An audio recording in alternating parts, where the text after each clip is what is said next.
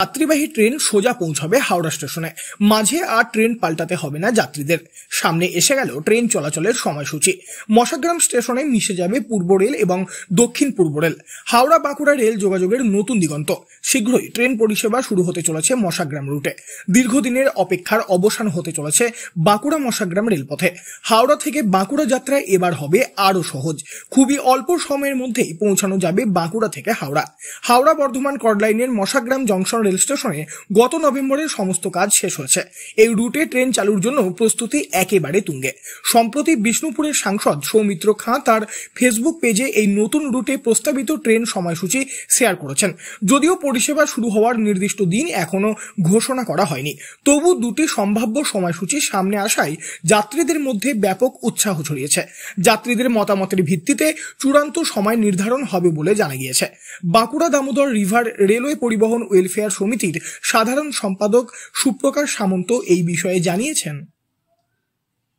Rail eastern railway south eastern রেলকে যে প্রস্তাবটা দিয়েছিলাম তাতে একটা ভোর 4টে করা আছে, বাঁকুড়া থেকে ছাড়বে, একটা সন্ধ্যে ওই দুপুর তারপরে 7টায় ছাড়বে। কিন্তু সেই ট্রেনগুলি সকালে হাওড়া যাওয়ার পক্ষে আমাদের সুবিধা আছে, কিন্তু বিকেলের দিকে কোনো ট্রেন দেয় নাই। সেই জন্য এমপি সৌমিত্র খানকে আমাদের জানানো হয়েছে। উনি আবার বিকেল 5টার পর একটা ট্রেনের প্রপোজাল রেলমন্ত্রীকে দিয়েছেন। এবার দেখা যাক কি হয়, কারণ এই একটা ট্রেন নিয়ে তো আমাদের চলবে না, আর দুটো ট্রেন না হলে অসুবিধাও আছে। ওনারা প্রথমে বোধহয় টার্গেট নিয়েছিলেন পয়লা বৈশাখ নববর্ষ, তারপর এই টাইমিংয়ের জন্য আবার গোলমাল হওয়ার জন্য আমি কতটা পেছুবে বলতে পারছি না, তবে কাজ মোটামুটি শেষের দিকেই। এই নতুন রুটে ট্রেন চালু হলে হাওড়া থেকে বাঁকুড়া পৌঁছাতে সময় অনেকটাই কমবে। এতদিন বহু সাধারণ মানুষের জন্য এই যাত্রাপথ ছিল অত্যন্ত সময় সাপেক্ষ ও কষ্টকর। দক্ষিণ দামোদর অঞ্চল সহ ইন্দাস পাত্রসায়রের বাসিন্দারা বিশেষভাবে উপকৃত হবেন। এতদিন বর্ধমান কিংবা দুর্গাপুর থেকে ট্রেন ধরতে হতো, কিন্তু এবার তারা সরাসরি কলকাতার সঙ্গে সংযুক্ত হতে পারবেন।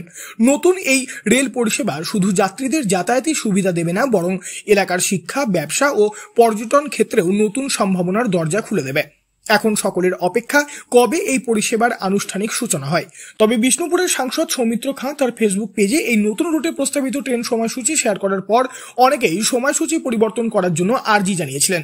সেই মতো সাংসদ সৌমিত্র খাঁ পুনরায় রেল প্রতিমন্ত্রী রাভনীত সিং বিট্টুর সঙ্গে দেখা করেন এবং সময়সূচি পরিবর্তনের জন্য আবেদন জানিয়েছেন।